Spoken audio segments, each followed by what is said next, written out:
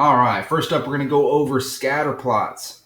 So a scatter plot is a relationship between two variables. So we typically have a relationship on the y-axis and a variable on the x-axis, and we're going to plot each one of those points. And we're plotting those points because we're trying to find some sort of relationship between the variable on the y-axis and the variable on the x-axis, okay? So your independent and your dependent variables, we're trying to see the relationship by looking at the plot, okay?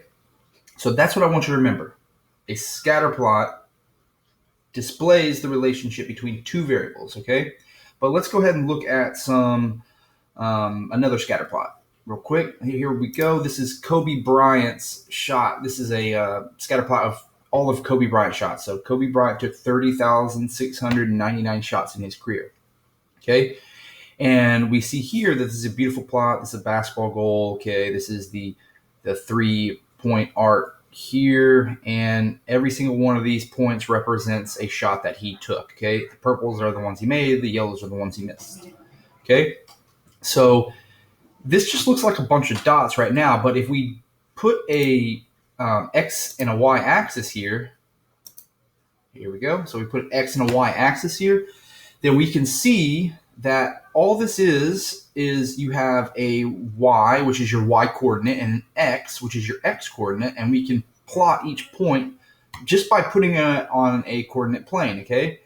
And this is showing the relationship between the x coordinate and the y coordinate. So in order for a data scientist or a statistician to be able to record this data, all they really need are the x coordinates and the y coordinates of that basketball court, okay?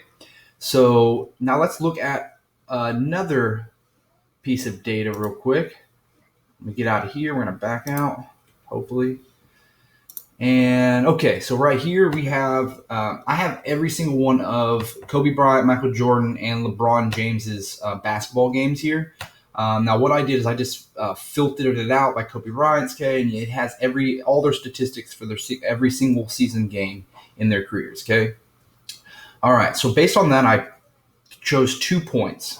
I chose points and I chose minutes played, okay?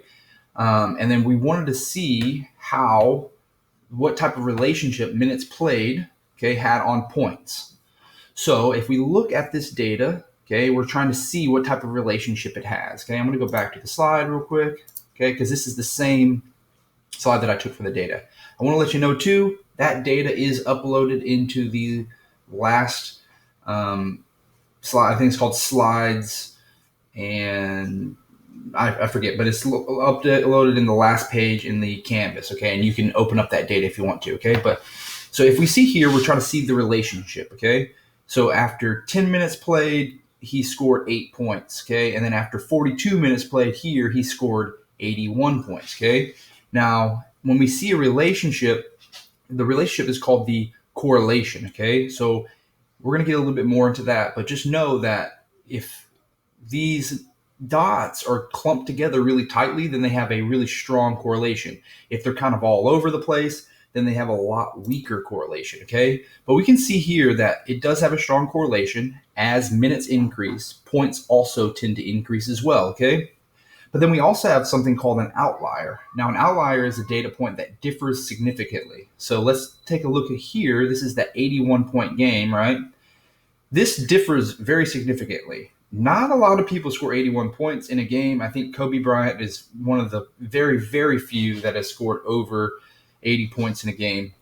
And so he's in a very exclusive group of people. So this is an outlier point. An outlier point is a point that doesn't happen very often, okay?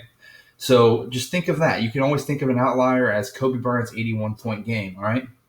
So this varies significantly. It's far away from this clumping here, okay? If all your points were this far away, then it would have a weak correlation, okay? So, and we're going to get a little bit more into correlation here in our next video, but I hope you enjoyed this one, and stay tuned.